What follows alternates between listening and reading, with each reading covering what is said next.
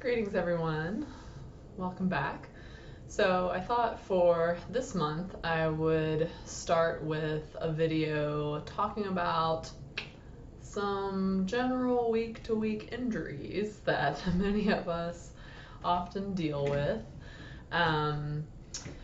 And big disclaimer, I am not a doctor. This is not medical advice. I'm simply going to show you some self-care routine things that I like to do when, for example, I wake up and I realize I have slept wrong and my neck is in excruciating pain. So, what would I do? I often get a lot of questions from clients and friends of help, what do I do? And a lot of times folks come in for massage at that point. But there are plenty of things that you can do on your own to make the pain less. And sometimes, honestly, depending on what the injury is and how acute it is and what's going on, I might not recommend getting massage immediately. I know for myself, waking up with a really intense neck cramp, for example, or back cramp, I often like to honestly be more still and let it rest rather than actually getting in there and getting the muscles worked, whether that's having someone else do that to myself or me doing that. And I'll kind of go into why in a minute. So, we'll talk about some kind of waking up, you don't know what you did, you slept wrong. We'll talk about some of those type of injuries, and we'll also talk about some crap, I just stubbed my toe, and now I tweaked my ankle, or my hip is hurting or something, and it's more of something that you can pinpoint, perhaps something that happened, or you at least know when it happened, even if there wasn't a thing that feels like it should have been an injury, but there was a moment that you weren't in pain and then all of a sudden you were in pain. So we're talking more about those type of kind of weekly injuries. I won't go into as much of a big injury or a big fall or something like that. Maybe we'll explore that another time. So to start off with, let's go back to the waking up with the crick in your neck example. So I wake up, I'm like, ugh, okay, something doesn't feel right, maybe it hurts to move this direction, maybe it hurts to move this direction, maybe it hurts to move up or down, maybe all of that hurts. I often have that happen. I have a kind of a chronic ligament thing that often means that especially if I'm in an emotional, stressed out place, and maybe I couple that with sleeping wrong, it's really easy for my left neck and shoulder to just lock up, and my muscles to get so tense that it almost makes me wonder if I've done something to my spine, or injured something in my shoulder. But what I have discovered is just often my muscles back here can get so tight from sleeping in an awkward position and also having that emotional stress combo. So I know for me, I'm gonna end up doing a combo of physical things, but also a lot of nervous system settling and taking care of myself. So I used to, wake up with that and be like, okay, I'm just gonna work it out as much as I can. And honestly, that was not so helpful, and often kind of exaggerated the healing time. And working it out and pushing through it, as is often the case, just was not what my body needed. So initially when I wake up and I'm I've slept wrong, a lot of times what I will do instead is just focus on keeping my neck as still as possible for that first 24 hours, honestly. So instead of, trying to stretch it out, like even doing this kind of stuff, much less like doing any self-massage or like really stretching or like rolling things out, I'll just try to keep my spine in alignment. Because something has happened that is obviously like gotten my spine, gotten my muscles like pulling on each other in a way that stuff is not aligned.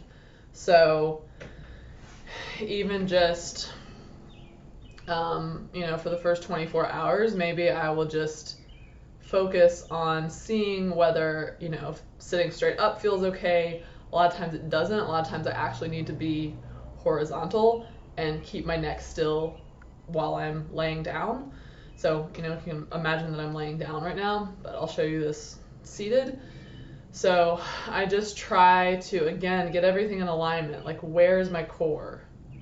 Where is the front side of my body? Like, can I kind of get a sense of my spine, both through the front of my body and also through the back of my body? So, spine comes up, attaches the lower part of the head, comes all the way down through the tailbone. So where am I in space of, can I notice my left, my right, my front, my back, and can I try to kind of find a neutral space where my core is engaged? It's maybe even, I'm imagining like a string attached to my belly button that's attached to the ceiling to kind of keep my chest open out, keep my lower back engaged, not in a way that I'm like sticking my butt out and not a way that I'm like hunching in, but where is more of a neutral space. So maybe it would even feel good to imagine you're like tucking your tailbone into your chair just a little bit, or into your bed if you're laying down. So it kind of tightens up front and back side, but it's not like super exaggerated either direction, right?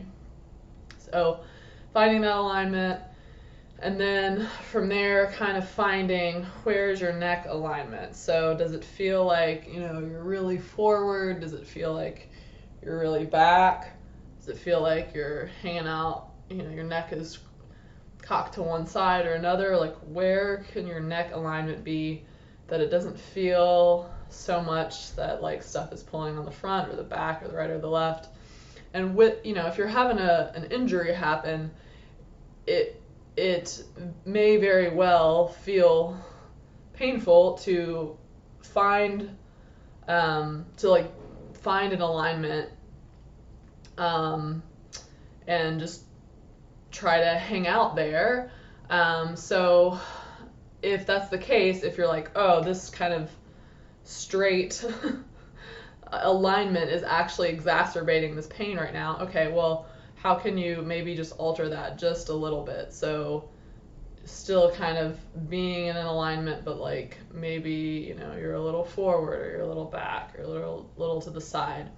And just try to find that space that is less painful.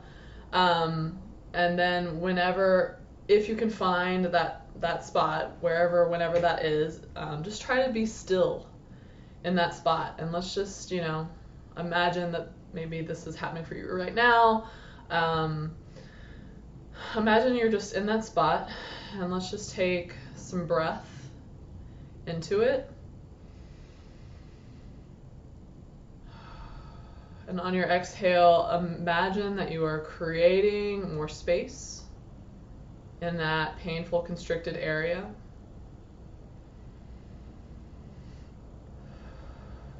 Imagine that your breath is softening some of that pain, or creating a larger container for that pain to be held, for that tension to be experienced. Because it's already there. You're already in pain, you're already experiencing this tension, this injury, but how can we slow down a little bit to create more room to hold it? and to also then allow it space to then start to let go again a little bit. A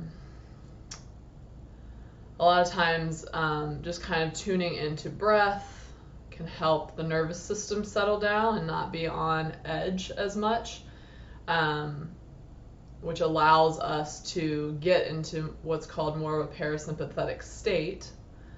And when we're in that state, often pain can be less, right? We're more relaxed, we're more settled. If we're like both really anxious and panicked and in kind of a, maybe even a fight or flight response, and then we're having that physical pain on top of that, like all that's just going to exaggerate each other. And I know a lot of times we might want to like push through something and like fix it, but that's not always the case. That it's not always going to work out that way. So I guess my first line of advice would be, let's slow down, let's give yourself more room. So if you can delay a thing you're about to do or if there's something you can cancel, like that's usually as soon as I have kind of a random injury or something that happens that creates extra pain on top of baseline. I try to give myself more room in my day if possible, so that can give me an opportunity to slow down a little bit more. So going back to this neck example, finding your alignment, finding a place that's less painful to be in, breathing into it. And another thing that I often like to do is heat. So, if you have a really serious injury, which we're not talking about right now, if you have a really serious injury where, a doctor might recommend, doing a RICE treatment, for example, so rest, ice, compression, elevation. If we're not talking about that, if this is just like things are really tight, I woke up wrong, I will go straight to heat. Because the muscles are so tight, right, that they need to relax. Like they need breath, they need heat, and even if I'm not ready for like friction heat, like massage, maybe I can do some heat by like putting a bean bag or a rice bag like in the microwave, heating that up, and then just putting that in a position that feels okay to either sit or to lay on. Again, finding that spot of less pain. So the muscles actually have a chance to start to get out of that spasmed place. If you don't have one of these, you can literally just take an old sock, put some rice in it, put some beans in it, something. That's what this one is. And I usually, you can experiment with heat and cold, and like what is actually going to feel good for your body. Like sometimes just listening to my body, I can tell, oh, I definitely want heat right now.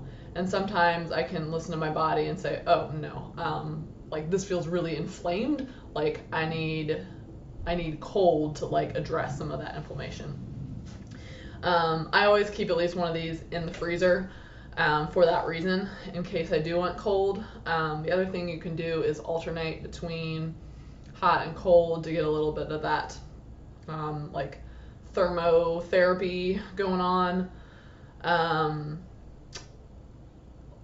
Being in a hot bath if you can, or putting whatever body part in like a hot tub or like bowl of water or something. Like, if it's a hand thing that you have going on, soaking your hands in a bowl of water with some Epsom salt. Nothing I enjoy more than that.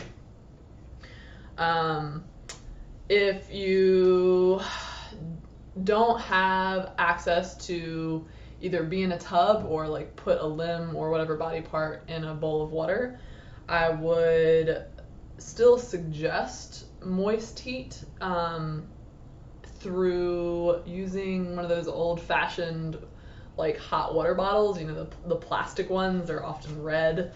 Actually, I'm sorry, rubber. it's like that, shape. It's kind of like a, I don't know, what do you call that shape? It's not a circle, but it's got rounded edges. You can fill it up with hot water. It's got the little screw cap. That is my best friend. So you also don't need a microwave for that since you're just filling it up with hot water. So laying on that, putting that on top of your body. I would recommend that moist heat over like a heating pad or heating blanket. There is something that I have found extremely helpful about that moist heat. So just, getting yourself comfy for that first 24 hours, like focusing on, just relaxing, honestly, as much as you can. And then from there, I will kind of talk about, okay, so you've gotten through that first 24 hours. Maybe some folks take muscle relaxers, some folks use like topical relaxers. For me, I have some like CBD, THC massage oil that like I'm not going to dig into any area, but I'm just going to like rub it on that area. And again, I'm not trying to like really move that area a lot initially, but I'm just helping that area have as many resources as it can to start to relax. So after the first 24 hours, depending on how things are feeling, is when I might start to experiment more with like, okay, can I massage a little deeper? Can I start to move and stretch a little bit more? And I will get into that in the next video.